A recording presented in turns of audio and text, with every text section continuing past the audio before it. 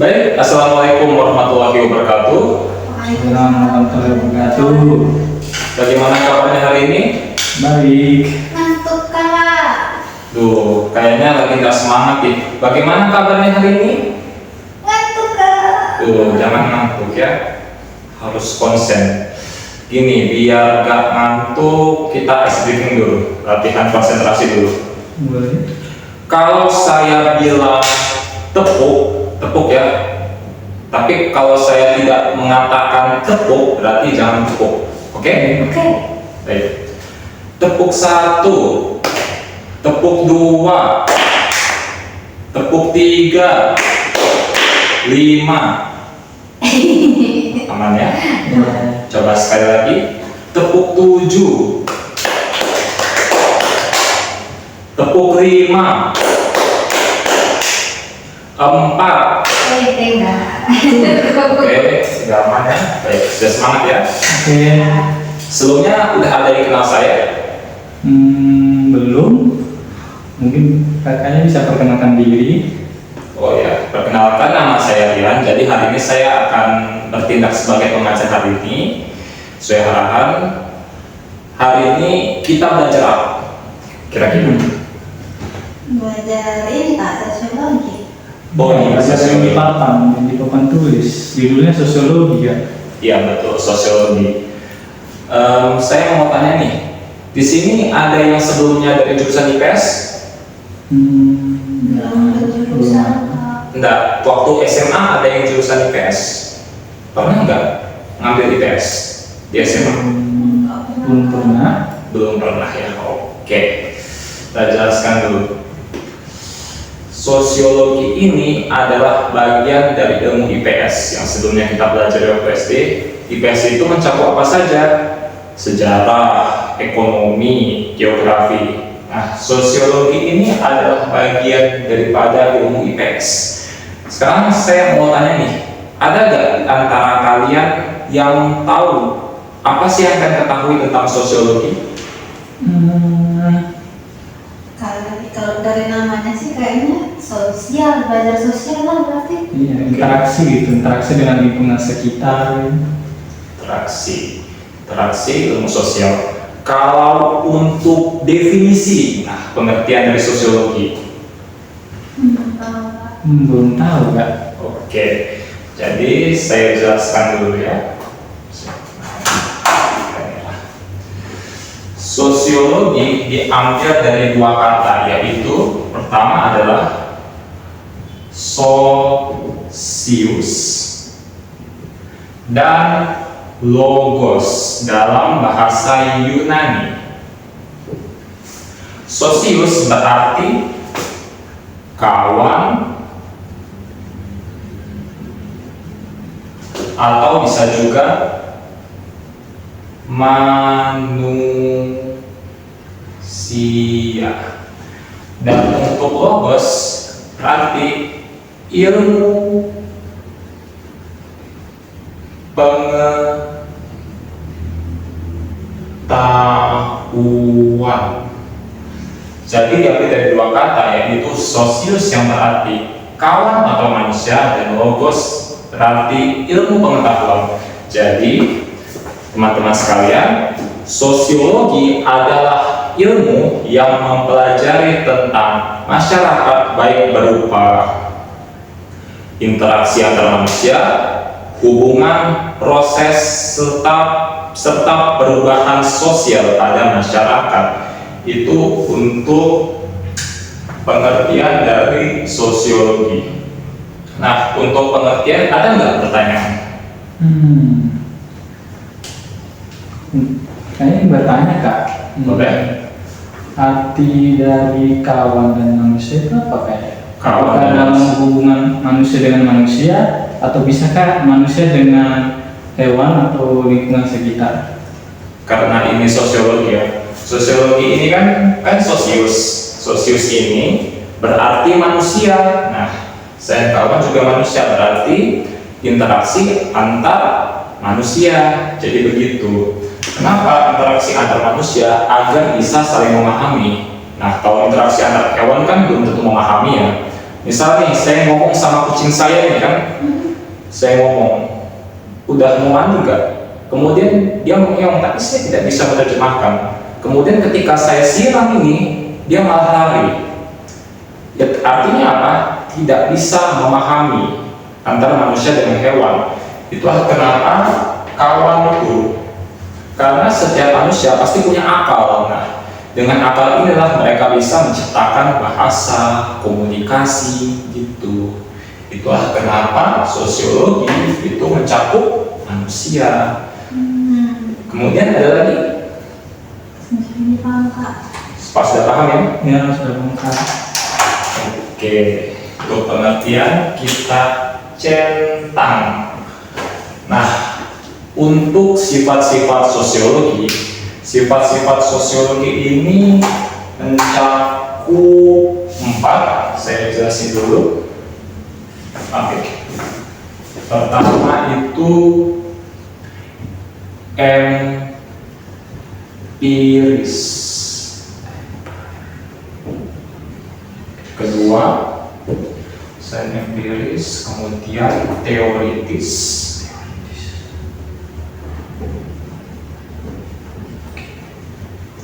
Kemudian yang ketiga, kumulatif.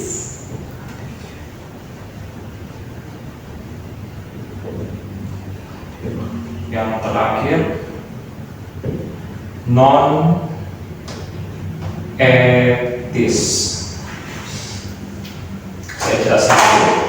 Jadi kalau empiris ini artinya adalah sosiologi memandang manusia sebagai individu-individu yang saling terkait, yaitu saling terikat. Artinya timbal balik ya, dengan tujuan untuk menjaga keseimbangan sosial. Ada nggak yang bisa jelasin empiris ini? Belum ada kan yang bisa jelasin Kak? Mungkin Bapak bisa jelasin. Bisa. Kita ambil contoh kerja bakti. Nah, dalam kerja bakti itu bersama-sama. Jadi masing-masing individu ini bekerja sama untuk menyelesaikan masalah, seperti kerja bakti mengatasi banjir kan itu ada selokan-selokan tersebut. Jadi butuh kerjasama nih untuk menghilangkan sumbatan itu. Nah, itu adalah salah satu contoh kerjasama. Kemudian pemadam kebakaran, ada yang tahu pemadam kebakaran?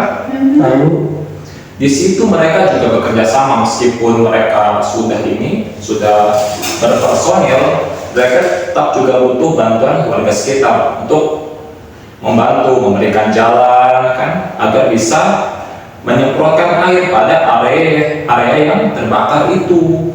Nah, jadi hubungan antar manusia ini dibahas dalam empiris. Kemudian untuk empiris ada pertanyaan? Sifat empiris dalam sosiologi itu harus kan saling membutuhkan gitu Pak. Tidak hanya saya membutuhkan sih, tapi lebih ke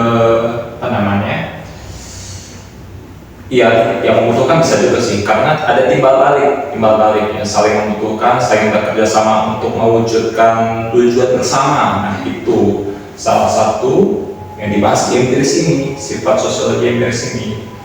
Oke, ada pertanyaan lagi? Jangan ada Kak, boleh lanjut. Saya centang dulu untuk mempertegas. Oke. Kemudian teoritis. Karena ada kata teori nih, berarti udah terbayangkan di pikiran teman-teman kan? Artinya adalah maaf, tadi ada satu kesalahannya, saya jelasin lagi. Jadi saya kebersamaan ini di empiris bahwa ada penelitiannya juga nih, penelitian di lapangan terkait untuk membuktikan sosiologi ini. Jadi berdasarkan data, berdasarkan observasi, wawancara juga itu dibahas dalam empiris. Jadi ada wawancaranya juga. Misal kalau ingin membuktikan misalnya kenapa masyarakat ini suka banget di suatu desa ini suka gotong royong, nah itu harus wawancara lagi, misal ke ambil sampel misal ke masing-masing individu, entah itu dari kepala desa ataupun dari warga sana mengapa dalam kampung ini solidaritasnya tinggi. Nah, itu dibahas dalam empiris. Jadi empiris ini selain itu juga membahas terkait penelitian dan data yang ada di lapangan. Oke. Kemudian teoritis. Jadi teoritis ini artinya adalah ilmu-ilmu yang hasil pengamatan di lapangan itu dibangun menjadi sebuah teori yang nantinya akan menjelaskan fenomena sosial di masyarakat. Ada pertanyaan terkait teoritis? Contohnya bagaimana Kak? Saya ada pembahasannya ini di part 3 ya. Ada teori struktural fungsionalisme, makanya dia ada rapat. Jadi teori itu mengatakan bahwa masyarakat itu terdiri dari bagian-bagian yang saling berkaitan untuk menjaga keseimbangan sosial. Menjaga keseimbangan sosial ini berarti masing-masing individu ini bersama ini, dan itu ternyata benar. Di zaman sekarang masih banyak orang-orang yang masih membutuhkan bantuan orang lain. Misal kalau ada bencana alam, nah itu korban-korban yang terkena dampak itu butuh bantuan dari apa? Tim SAR, tim penyelamat untuk menolong mereka, untuk menyelamatkan mereka agar mereka bisa dibawa ke tempat pengobatan. Misal orang-orang yang terkena dampak dari bencana alam ini, itu salah satu bukti dari teoritis. Gitu. Ada pertanyaan lagi? Sudah jelas, kalau boleh dilanjut lagi? Kalau jelas Baik. tentang teoritis. Teoritis, oke. Kalau untuk kumulatif masih berdasarkan teori, tapi kumulatif ini dia membangun teori baru menggunakan teori-teori yang sudah ada sebelumnya. Jadi teori-teori sebelumnya ini menjadi pendukung untuk teori barunya, untuk merubah, untuk memperhalus agar teori baru ini bisa sesuai dengan kondisi yang relevan di zaman sekarang. Jadi teori ini tidak hanya pengamatan, tapi juga teori-teori di masa lalu. Nah, ada pertanyaan terkait ini? Tentang teori ya Kak ya. Untuk teori-teorinya mungkin apakah itu sudah secara valid atau harus ada penelitian lagi Kak? Itu harus ada penelitian dan pembuktian. Kembali lagi, karena kita tidak bisa sembarangan membuat teori. Pasti kita butuh pengamatan, wawancara, data. Itu diperlukan untuk membuat sebuah teori yang masuk akal itu. Nah, kalau untuk contoh ini saya tidak bisa menjelaskannya karena saya belum paham sampai ke tingkat itu. Jadi saya menjelaskan yang dasar-dasarnya saja ya. Jadi, untuk kumulatif ada pertanyaan? Sudah jelas Kak. Baik. Kumulatif. Kemudian non-etis ini artinya adalah sosiologi ini berfokus pada data serta fakta yang ada di lapangan. Jadi tidak memandang apakah teori ini buruk atau benar, tapi faktanya, keadaan yang ada di lapangan. Jadi teori ini jadi sosiologi ini membahas benar-benar apa yang dialami, apa yang sebenarnya terjadi di lapangan ini. Ada pertanyaan terkait non-etis? Sudah jelas Kak. Oke. Jadi untuk non-etis kita sudah sifat-sifat sudah. Kemudian teori sosiologi. Nah, ini sempat disinggung nih di awal ya. Jadi untuk teori sosiologi, maaf boleh saya hapus? Kok saya belum mencatat, kalau pindah aja boleh nggak Kak? Oke, boleh. Baik. Pertama, teori ada namanya teori struktural.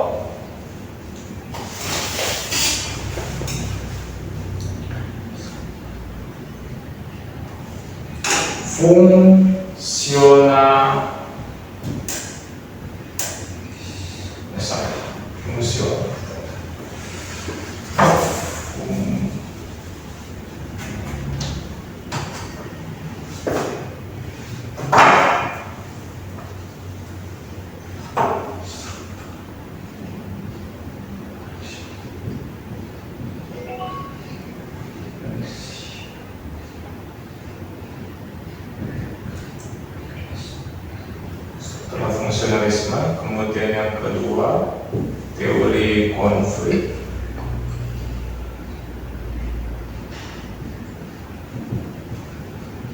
kemudian yang ketiga struktural konflik, kemudian interaksionalisme,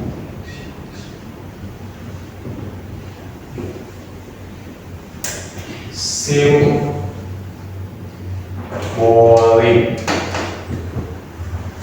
Baik, silakan masuk Pak. Kak, saya tadi udah izin Kak mau ini ada ke dokter. Izin ke dokter, oke silakan. Asya Kak, yang saya minta catatannya Kak. Baik Pak. Jadi tadi sudah pengertian sifat-sifat, kemudian teori. Ada teori struktural fungsionalisme. Nah, jadi teori ini artinya adalah sosiologi memandang masyarakat sebagai bagian-bagian yang saling berkaitan dengan bertujuan untuk menjaga keseimbangan sosial. Menjaga keseimbangan ini berupa apa? Dengan ada namanya relasi, jadi interaksi antar individu ini. Jadi masing-masing individu ini saling membutuhkan, tidak bisa hidup tanpa individu lain. Untuk ini ada pertanyaan? Jikalau struktur fungsionalisme ini tidak digunakan dalam kehidupan kita, apakah akan menyebabkan dampak buruk bagi kehidupan individu masing-masing? Mungkin ya, saya jelasin dulu. Karena ini kan artinya adalah masing-masing individu berfungsi untuk menjaga keseimbangan sosial. Jadi artinya adalah untuk dampak buruk tidak ada, karena di sini dijelaskan bahwa karena memang kita sebagai manusia gak bisa hidup tanpa manusia yang lain. Karena gini, karena dicontoh ada misalnya kita nggak suka sama orang, nah belum tentu orang yang kita tidak sukai ini tidak akan kita butuhkan. Kita pasti butuh ya. Manusia itu tidak bisa hidup tanpa manusia yang lain. Kita ambil contoh, misal kita ambil contoh,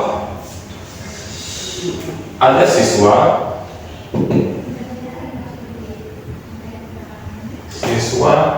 dan guru.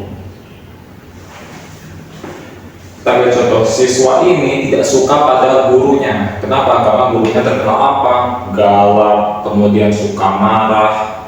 Tapi kembali lagi, siswa ini sangat membutuhkan guru ini. Untuk apa? Memberikan dia ilmu. Ilmu itu secara tidak sadar kita membutuhkan, ya. Kita membutuhkan ilmu tersebut. Nah, dan kemudian juga kita butuh nilai. Dengan adanya nilai ini, nilai yang diberikan oleh guru tadi, rapot kita lulus, jadi kita bisa lulus dari sekolah tersebut.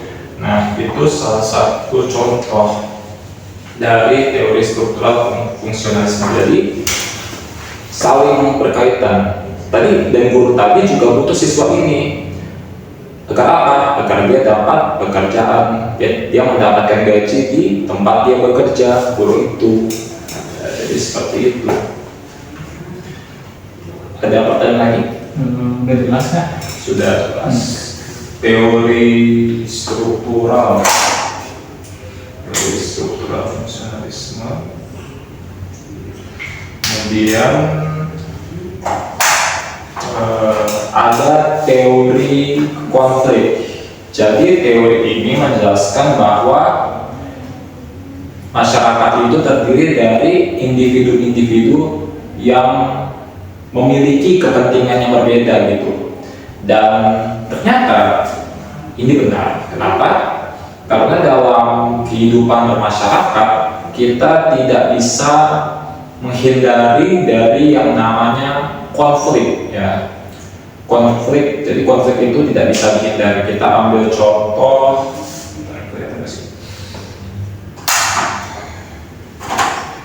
ada sekelompok mahasiswa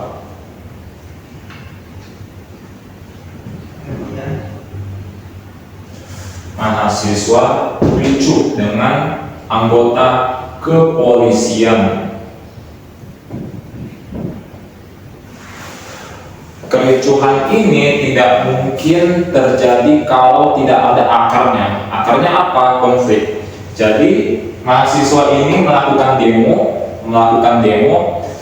misal nih jadi melakukan demo di depan kantor DPR misal, karena kantor DPR mengesahkan peraturan yang ternyata menurut mereka ini merugikan mereka. Nah, akhirnya mereka menuntut, mereka turun ke lapangan, mereka aksi dan sebagainya. Sementara kepolisian ini juga terlibat, bukan berpihak ke mahasiswa, tapi dia mencegah agar tidak ada korban jiwa. Dan jadi kedua pihak ini berseteru, satu menuntut hak, satunya lagi menuntut agar, bukan menuntut ya, lebih ke mencegah agar tidak ada korban jiwa lagi. Nah, itu berawal dari apa? Konflik, adanya ketidaksetujuan, ini masuk konflik. Nah, bisa juga dengan kurang pemahaman, jadi dia tidak paham bahwa sebenarnya ini bisa saja memiliki maksud baik, tapi dia tidak menalar lagi, jadi dia langsung aksi, langsung ricuh gitu. Itu salah satu contoh dari teori konflik. Untuk teori konflik ada pertanyaan? Karena mengenai sosiologi ya, kayak dengan sosiologi kan itu kan terjadi dari hubungan kita kan. Iya, betul. Apakah mungkin kayak konflik itu dihilangkan dan membuat dan bisa menjadi penyeimbang bagi negara kita? Apakah konflik itu adalah penyeimbang bagi negara kita, negara Indonesia? Atau apakah ada dampak buruk ketika ada konfliknya hilang gitu bagi sekitar kita? Jadi saya jawab dulu ya. Konflik ini, percaya tidak percaya, sebenarnya ini juga dibutuhkan. Kenapa? Kalau tidak ada konflik, kita tidak bisa mencari solusi untuk masalah ini. Kalau seandainya dalam suatu masyarakat tidak ada konflik, semuanya damai sekali mengikut aturan, akhirnya apa? Mereka itu tidak punya prinsip. Kenapa? Mereka tidak bisa menentang, mereka tidak bisa kritis, karena mereka berpacu pada aturan dan yang udah kita setujui saja nih, tidak perlu berkonflik. Nah, itu jadi problem. Akhirnya apa? Rata-rata masyarakat jadi tidak berkembang karena mereka karena tidak ada konflik, tidak ada perawanan, tidak ada prinsip. Nah, itu. Jadi konflik ini secara tidak sadar dibutuhkan oleh masyarakat. Ada lagi? Itu udah mengerti. Mungkin bisa dilanjut lagi ya? Bisa dilanjut? Sudah konflik. Kemudian interaksionalisme simbolik. Nah, ini karena ini ada beberapa singgungan ya, ada presiden ini. Ini mungkin ada yang paham sedikit gak tentang interaksionalisme simbolik? Belum kenal kan tentang materi ini, interaksi ya. Tapi secara dasar ya, interaksi adalah hubungan antara individu dengan individu lain. Benar. Ini ada interaksi, kemudian ada simbol ya. Jadi dalam interaksionalisme simbolik, jadi dia ini memandang interaksi itu penting.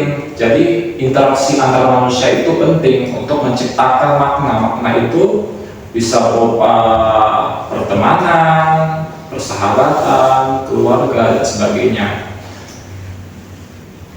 Untuk interaksionalisme simbolik ada pertanyaan? Bisa nih ya Kak, untuk interaksi dalam sebuah kelompok, apakah interaksi itu bisa menjadi acuan bagi keberlangsungan sebuah kelompok. Apakah itu interaksi penting dalam setiap satu kelompok gitu? Iya, baik. Jadi pentingnya interaksi ini penting. Jadi dalam suatu kelompok nih pasti ada interaksi, nggak mungkin nggak ada interaksi dong. Kalau nggak ada interaksi berarti berarti bukan kelompok. Simpelnya begitu, interaksi itu. Jadi dalam kelompok itu harus ada interaksi, baik itu ngobrol, bercanda, membahas topik-topik. Nah itu biasanya ini dari interaksi itu bisa menciptakan pertemanan. Misalnya saya duduk di museum, kemudian saya tidak sengaja ketemu orang yang tidak dikenal, kemudian kami kenalan nih, mulai sudah dibahas masalah hidup, mulai bahas masa depan. Akhirnya apa? Karena masing-masing sudah ada kepercayaan, jadi secara tidak sadar kami berteman tanpa harus mengenal, tapi kami sudah akrab. Nah itu contoh dari interaksionalisme simbolik. Nah, jadi interaksi itu bisa pertama komunikasi ya. Jadi seperti ngobrol, biarpun lewat sosial media. Jadi chat itu, chat atau telepon itu termasuk interaksi meskipun jarak jauh. Kenapa? Karena masing-masing mendengar, masing-masing melihat, masing-masing memahami. Itu. Ada lagi? Udah paham Kak? Sudah paham ya? Ya. Oke. Karena teori sosiologi udah, baik, waktunya kita istirahat dulu 5 menit ya. Baik. Bapak, jadi Bapak udah lama kerja di ruang guru Pak? Sejak tahun berapa sih Pak? Nggak lama sih, tahun kemarin. Jadi ini ruang guru ini awal mula, kantor ruang guru ini awal mulanya seperti apa Pak? Bisa ada cabangnya di sini Pak, diterapkan? Saya kurang tahu ya, karena sudah berjalan baru saya masuk. Saya baru masuk ya. Bapak asli dari sini? Ya. Asli dari sini. Sebelumnya Bapak pernah kelewat di tempat ini Pak, sebelumnya Pak? Sebelumnya ya. Sebelumnya. Jadi sebelum jadi ruang guru ini sebelumnya apa Pak? Malah kosong sih. Tanah kosong. Tanah kosong ini sempat dipakai Pak atau belum? Belum pernah. Belum pernah. Begitu. Jadi kalau untuk pekerjaan sapam di sini Pak, itu kalau minggu itu full libur Pak atau ada shiftnya Pak? Kalau hari Minggu Pak? Kalau hari Minggu libur. Hari Minggu libur. Ya, tanggal merah. Tanggal. Jadi ini semuanya dikunci Pak? Ya. Dikunci, tidak ada aktivitas Pak? Ya. Aktivitas. Jadi di sini sempat lembur nggak Pak kalau di sini Pak? Atau memang kalau udah mau maghrib itu selesai Pak? Atau gimana Pak? Di sini tutupnya sampai jam 9 malam. Itu kalau jam 9 itu masih ada nggak Pak orang yang datang les Pak masuk? Ya, ada terakhir. Ada. Jadi kalau lama-lama tuh biasa ada apa Pak? Ada rapat atau gimana tuh Pak? Biasanya sih nggak ada sih. Pos jam 9 sudah pulang. Sudah pulang. Ya. Kalau mau lembur ya ada hari libur. Nah, itu. Jadi ini kantornya baru ada tahun lalu nih Pak? Ya. Itu pada saat itu sebelum bulan puasa kan Pak? Atau Sudah. sesudah bulan puasa? Jadi begitu. Kalau sekarang bulan 5 sih. Bulan 5 sudah. Bulan 5. Bulan 5. Jadi kalau saya mau tanya nih Pak, kalau pengalaman kerja di sini kayak mana Pak? Senang Pak atau gimana Pak? Kalau untuk pengalaman? Kalau pengalaman ini senang, banyak teman, dapat pembelajaran juga. Biasanya. Jadi masing-masing staf di sini Pak toleransinya tinggi gitu Pak. Jadi mereka itu tidak ada semacam seperti seperti keras atau gimana? Jadi tetap hangat gitu Pak ya. Karyawan ini dan sangat. Nanti kalau seandainya Pak ini kan mau masuk bulan Ramadan Pak, itu berarti kalau kan ini kan nanti kan ada tarawih nih Pak, itu berarti tutup nanti Pak. Oh iya, kalau kalau masuk bulan puasa belajar itu sampai jam setengah 6. Jadi itu sudah full tutup. Iya, betul. Full tutup. Oh baik, oke, terima kasih Pak ya. Baik, sudah selesai. Kemudian kita lanjut ke fenomena sosiologi. Nah, untuk fenomena sosiologi, ada nggak yang tahu nih fenomena sosial yang terjadi zaman sekarang nih? Kalau semacam fenomena, mungkin kita, mungkin saya sebagai gen alpha ya, mungkin fenomenanya kayak kawan-kawan saya jarang interaksi, pada main HP, gak ada yang ngobrol. Itu salah satu fenomena sosiologi ya, adanya individu yang mungkin bagaimana ya, dia itu sudah tidak mau mengikuti tidak mau mengikuti perkembangan di luar ya, fokus main HP dan sebagainya. Kira-kira kenapa bisa terjadi hal semacam itu? Mungkin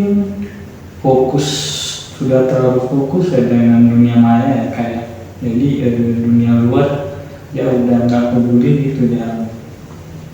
Jadi kalau memang fokus ke dunia luar ya mungkin sekolah aja, pulang terus main HP lagi sama seperti saya kan mungkin itu. Baik, terkait fenomena itu, jadi mereka fokus ke ponsel ya.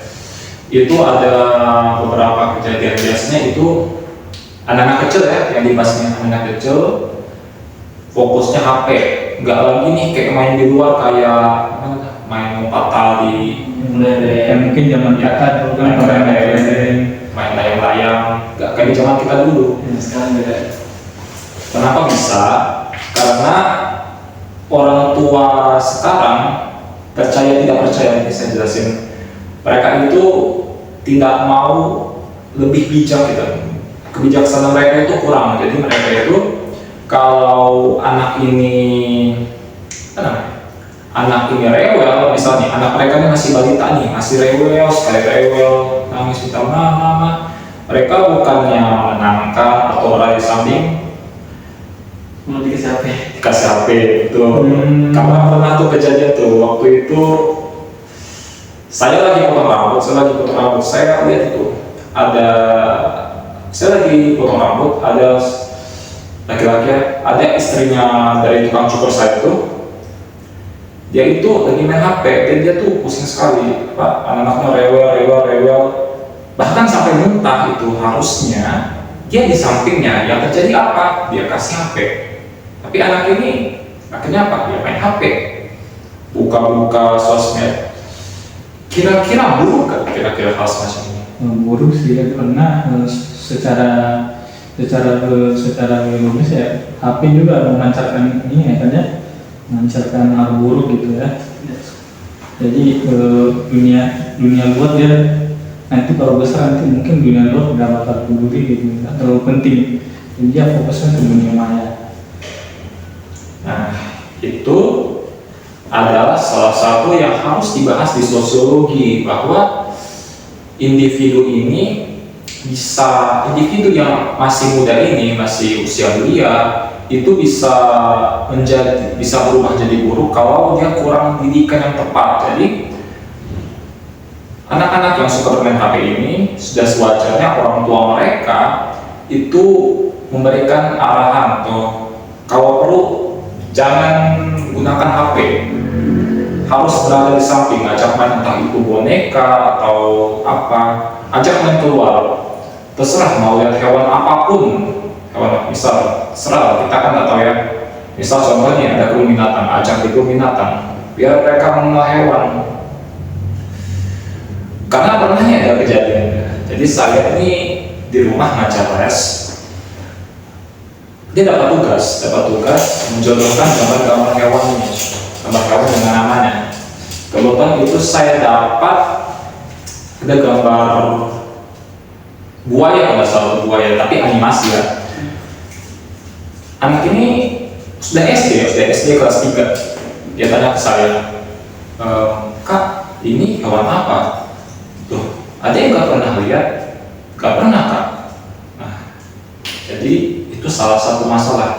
Kenapa? Karena kita dulu, biarpun kita nggak pernah ketemu langsung buaya pun, kita udah tahu buaya kayak mana. Kita nonton di TV, oh ini tayang, kan biasa ada tayangan tuh, satwa-satwa di TV tuh. Wih, ini oh buaya itu kayak gini, ukurannya begini, besarnya begini. Kenapa anak sekarang nggak tahu? Karena mereka tidak dikasih edukasi ke situ. Mereka cuma dikasih mainan-mainan HP ini, mainan itu. Jadi fokusnya apa? Game, kemudian video-video lucu. Padahal edukasi itu penting. Biarpun itu lewat animasi pun itu tetap bisa membantu. Jadi anak-anak tuh bisa berandai-andai, bisa. Jadi dia sudah terbuka lah kayak oh bentuk gurita itu seperti ini, bentuk hewan itu seperti ini. Nah itu salah satu contoh yang dibahas dalam sosiologi. Kemudian fenomena sosiologis saja itu ada lagi gak yang terjadi, yang real lah di dunia nyata, yang dunia terbuka ada lagi yang bisa mereka contoh? Pak? Sudah jelas. Jelas ya. Oke. Karena ini sudah, sekarang saya ada soal. Silahkan dicari jawabannya. Baik.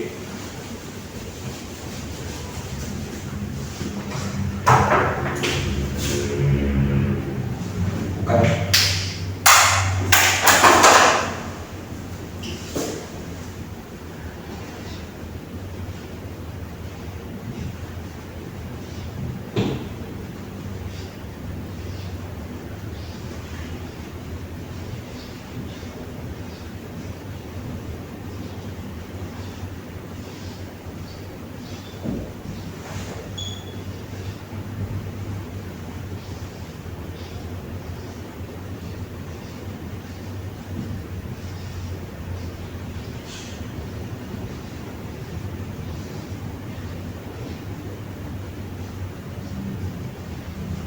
Maaf Kak, untuk menjawab pertanyaannya bisa secara lisan ya Kak? Karena saya tidak orang itu yang maaf Kak. Boleh. Pengertian sosial. Kemudian kedua.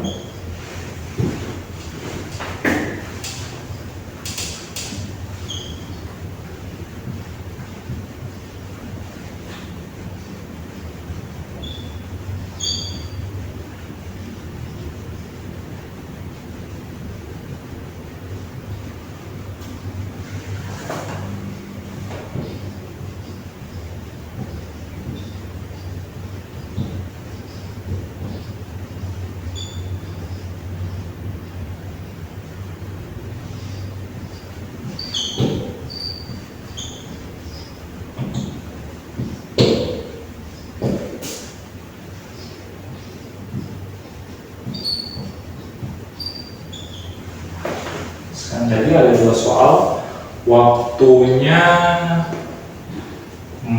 kira-kira waktunya berapa nih cocoknya untuk cari jawaban ini?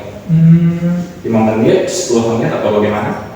Kalau dari kemampuan saya mungkin 10 menit kayak agak lama sedikit. 10 menit? Boleh ya? Baik, silahkan cari jawabannya. Ya, saya tunggu. Kalau udah siap, kasih tahu ya. Baik Kak.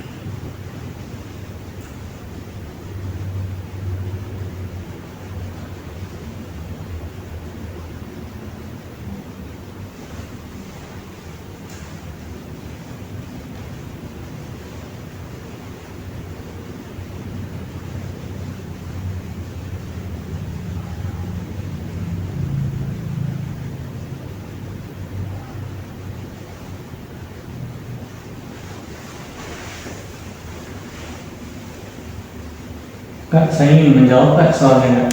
Bisa nggak kalau secara lisannya? Siap. Oke. Mungkin saya bisa menjawab dua-dua, satu-dua ya. Dua-dua. Jadi proses tentang satu kan soalnya pengertian sosiologi menurut pemahaman, berarti ini menurut pemahaman saya Kak. Iya betul. Untuk sosiologi seperti yang kakak bilang tadi bahwa sosiologi itu punya dua hal ya, sosius dan logos ya Kak. Iya. Sosius itu bisa dibilang kawan atau manusia. Logos itu ilmu pengetahuan Kak. Nah berarti mungkin dalam artian sosiologi itu menjelaskan tentang interaksi antara individu dengan individu di lingkungan sekitar mereka. Karena mungkin bisa pada dasarnya interaksi itu sangat penting ya Kak untuk keberlangsungan hidup ya. Jadi mungkin sosiologi sangat penting untuk diajarkan oleh anak-anak gitu ya Kak. Nah untuk nomor 2, apakah kejahatan termasuk fenomena sosiologi? Kalau menurut saya ya, karena kejahatan itu berbeda-beda. Ada yang biasa, ada yang benar-benar sangat booming atau luar biasa gitu, dan bisa disebut sebagai fenomena. Misalkan di kejahatan, misalkan pemboboman, itu bisa dibilang fenomena. Dan itu termasuk dalam lingkungan sekitar kita. Dan kalau bisa dibilang itu sebagai fenomena. Oke, terima kasih Pak. Sama. Sama ya. Jadi emang ya, jadi saya jelasin lagi ya. Jadi sosiologi, ada dia sosiologi. Sosiologi betul tadi yang dikatakan tadi itu ilmu sosial, mempelajari antar interaksi antar individu ya. Dan itu mencakup banyak hal, bisa interaksi itu bisa komunikasi. Betul. Komunikasi itu sih kan ini kan antar manusia ya. Bisa lewat bicara atau bagaimana, bisa lewat telepon, lewat chat. Tapi bagaimana kalau kita komunikasi dengan orang yang mengalami gangguan pendengaran, gangguan penglihatan, serta gangguan berbicara? Itu gimana sih cara kita komunikasinya sama mereka, Bu? Orang seperti itu. Yang bisa. Mungkin bisa. Betul, bahasa isyarat. Karena gini ya, pengalaman pribadi ya. Saya kan sekolah di SMA 3 di Kota ya. Belakang sekolah saya itu ada SLB. Jadi SLB itu macam-macam kategori. Itu kan sekolah untuk anak-anak yang mengalami masalah. Tidak menutup kemungkinan ada yang bermasalah secara mental. Kira-kira kok bisa ada guru-guru di sana bisa mengajar bertahun-tahun gitu tanpa ada yang keluar dan sebagainya? Kenapa? Karena mereka sangat memahami sosiologi ini, bahwa dia ini kan manusia, saya masih bisa nih komunikasi dengan dia nih, ada ilmunya. Misalnya orang ilmunya tuli ya, dia tidak bisa mendengar apa yang kita katakan. Kita bisa komunikasi nih, misal pakai bahasa isyarat ya. Saya tidak bisa menjelaskan karena itu ahlinya ya.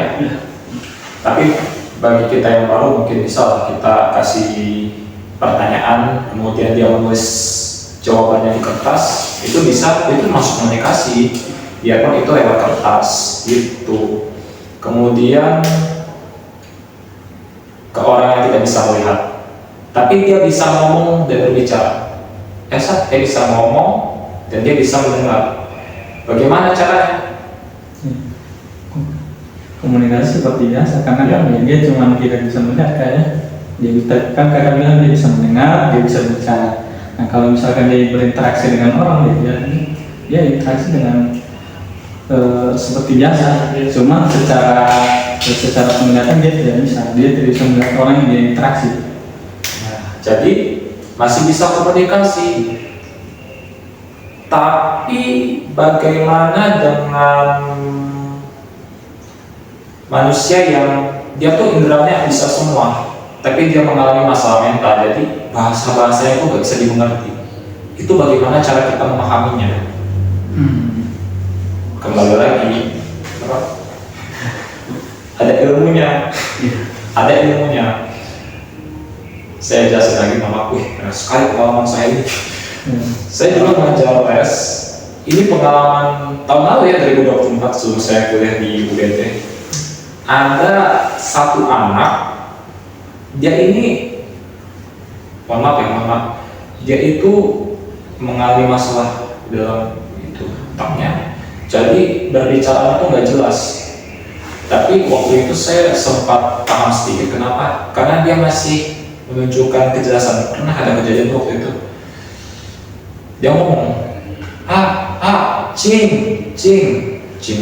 saya paham itu. Saya lihat kata terakhir cing. Oh, dia mau kencing.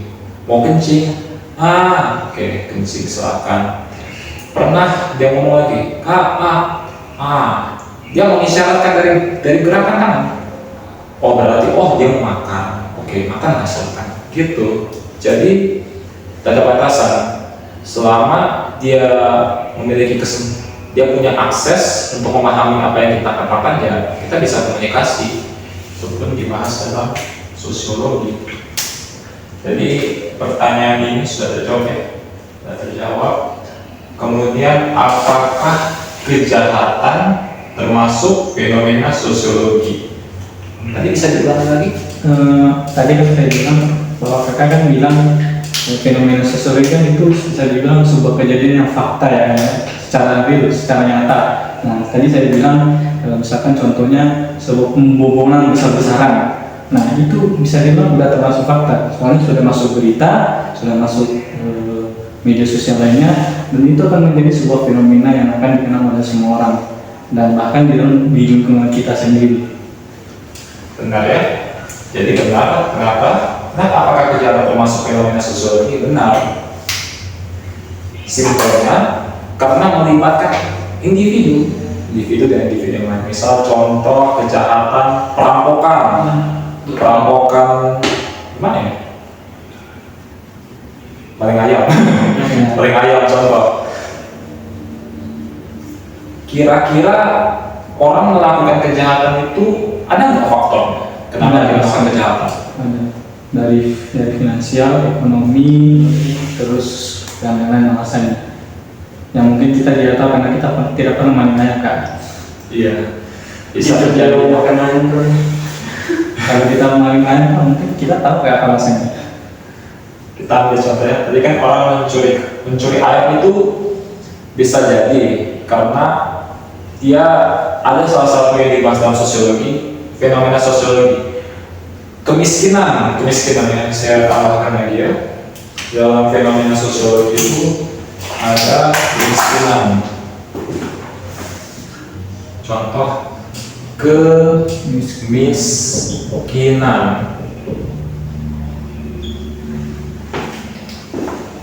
Kenapa orang bisa miskin? Kenapa bisa?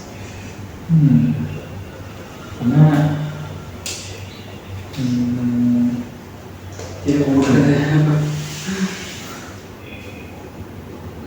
kemiskinan.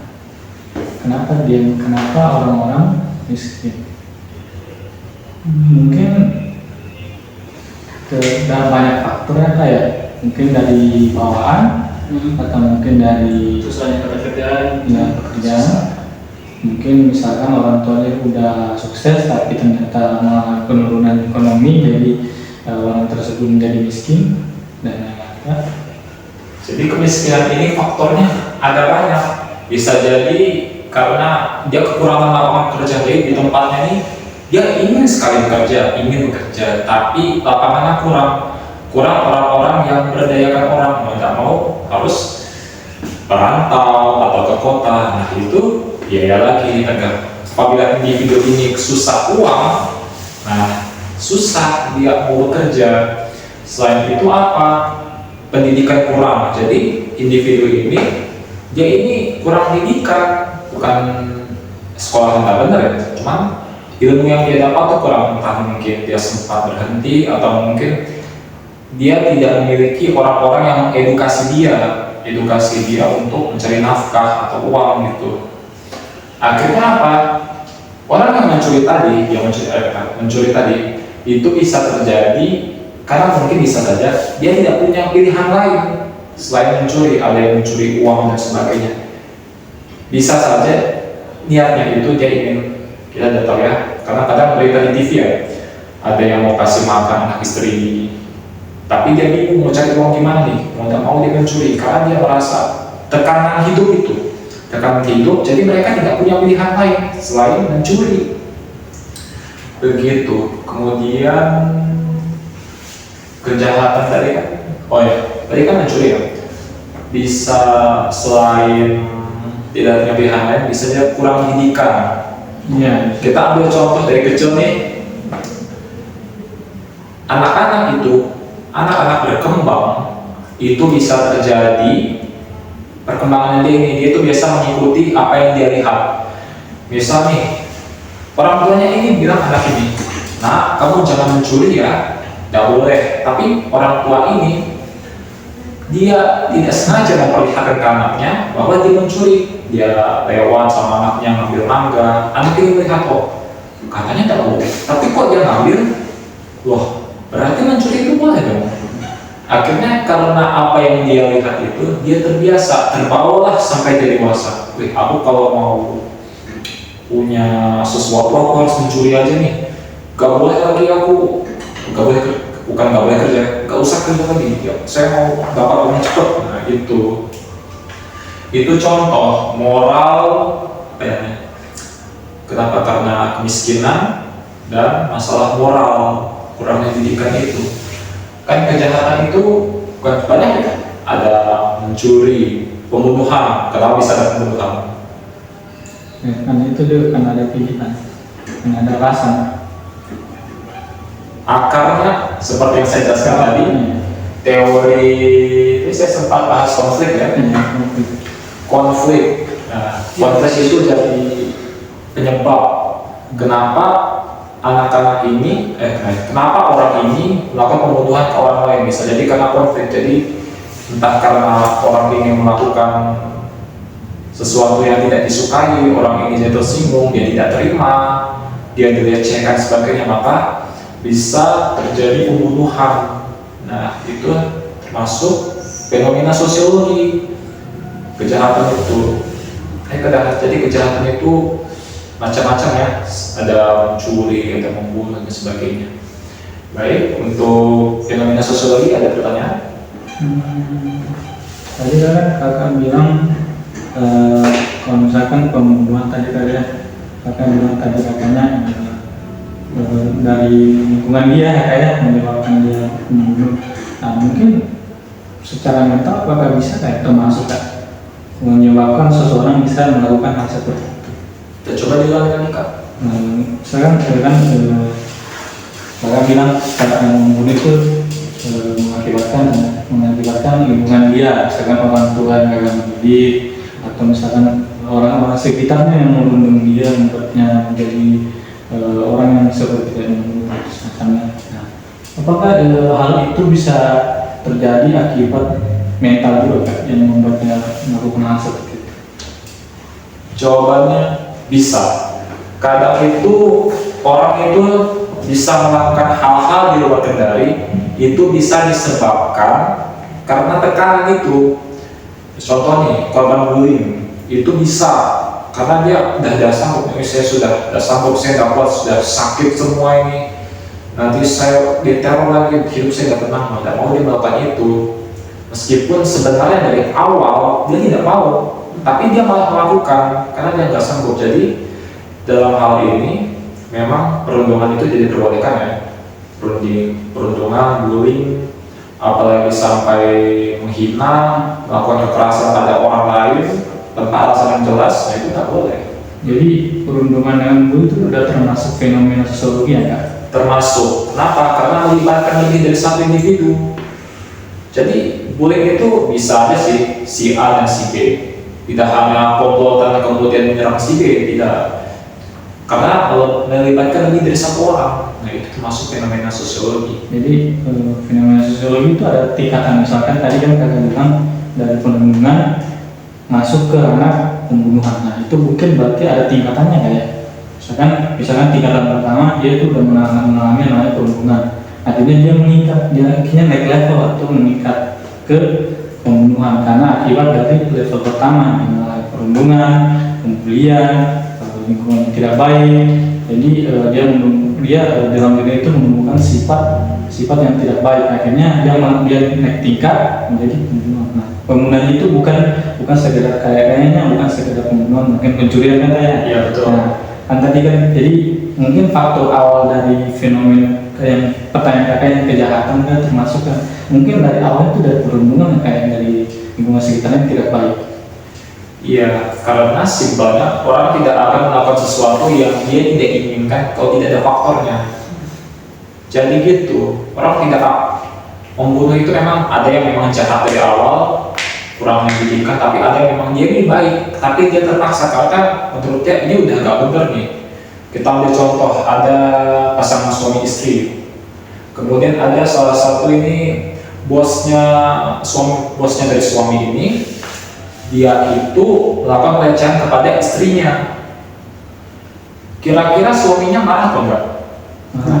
Marah. Akhirnya apa? Melakukan kekerasan. Karena menurutnya ini nggak benar. Kenapa? Karena dia mahrumnya sama aku. Dia tidak boleh disentuh sama laki-laki yang sembarangan. Itu. Jadi ada pemicu. Awalnya yang suami ini tidak mau membunuh, malah jadi membunuh. Karena faktor itu.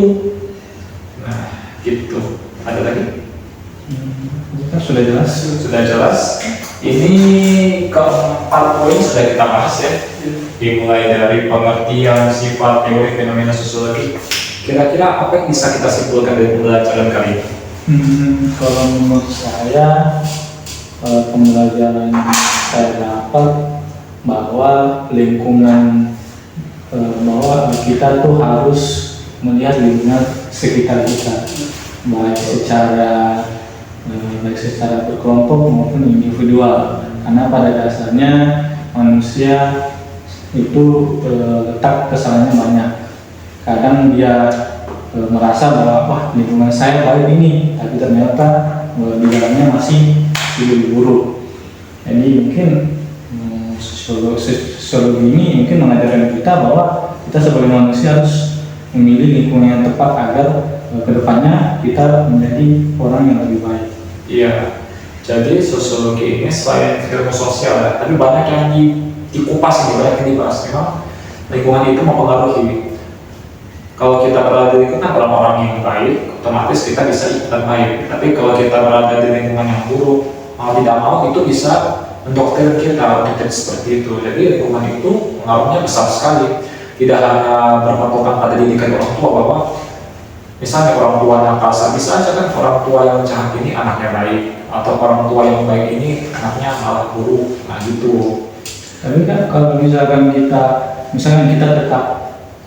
tetap berada di lingkungan aman, apakah itu tidak membuat orang itu tidak akan merasakan apa yang namanya dunia, karena dia tetap berada di daerah yang aman. Karena pada dasarnya orang kalau memang ingin mencari kesuksesan, mencari kehidupan yang baik, harus mendongkrak dirinya untuk masuk ke dunia yang keluar dari dunia nyaman dia kan. Dunia nyamannya. Tadi saya sempat bilang dunia nyaman ya. Maksud saya dunia nyaman ini adalah dunia yang tidak mempengaruhi kita ke arah-arah yang buruk gitu. Kembali lagi, sebenarnya bukan nyaman sih, dunia yang aman. Kenapa? Karena tidak mempengaruhi kita ke ranah yang jelek. Yang paling penting itu adalah kalau kita mau sukses memang ya kita kerja keras. Tapi kita harus memilih lingkungan, apakah lingkungan ini mengajarkan kita ke hal yang positif atau tidak. Kembali lagi, apakah orang-orang ini tegas, keras, bisa saja agar kita disiplin, agar kita menjadi pribadi yang lebih baik. Makanya mereka melakukan itu. Ya, jadi lingkungan itu punya peran besar. Kita jangan salahkan bahwa karena orang ini ngomong begini, bahwa dia ini menghina saya, enggak. Kaji dulu.